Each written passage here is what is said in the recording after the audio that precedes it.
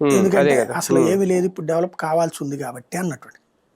కానీ నువ్వు విశాఖలో పెట్టిన తర్వాత అది నువ్వు విశాఖకి మేలు చేసేదేముంది? దాన్ని అడ్డు పెట్టుకుని, అవును. ఆల్రెడీ వెల్ ఎస్టాబ్లిష్డ్ అయిన దాన్ని అడ్డు పెట్టుకుని నువ్వు సొంతగా మింగాలనుకుంటున్నావు డబ్బులు. అంతమించి ఏం లేదు అక్కడ ఉమ్, పాయింట్. ఉమ్, అదే ఇక్కడ ఉమ్, కనబడుతుంది అవును. మనకి. ఉమ్.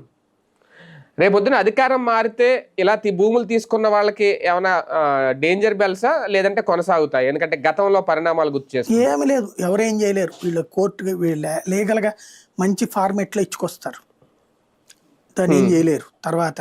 ఇంకోటి లేకపోతే ఆ తర్వాత వచ్చే ఉమ్. పాలకులకు కూడా వాళ్ళు కావాలంటే 4 రూపాయలు పడేసిపోతారు.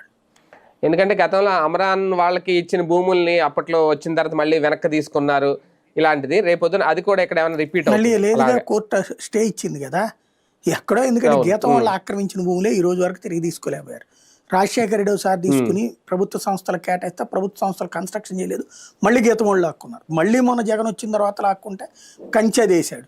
మళ్ళీ ఇప్పుడు గీతం వాళ్ళు ఉమ్, అదంతా వాడుకుంటున్నారు. ఉమ్, ఆక్రమించుకున్నది అది. ఉమ్, ఆక్రమించుకున్నది తీసుకోవడానికి దిక్కుమొక్కు లేదు మనకి. ఇక ఏం చేస్తారు? ఉమ్, దాంట్లో ఒప్పందంలో ఉమ్, ఉంది కాబట్టి స్టే అంటారు.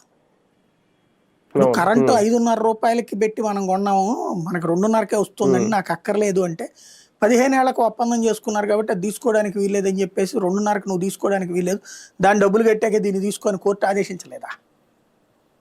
ఒప్పందం అవును. అంటే దానికి ఉమ్. ఎవడొచ్చినా సరే, ఏ ప్రభుత్వం ఉన్నా సరే అమలు చేయాల్సిందేనని చెప్పి.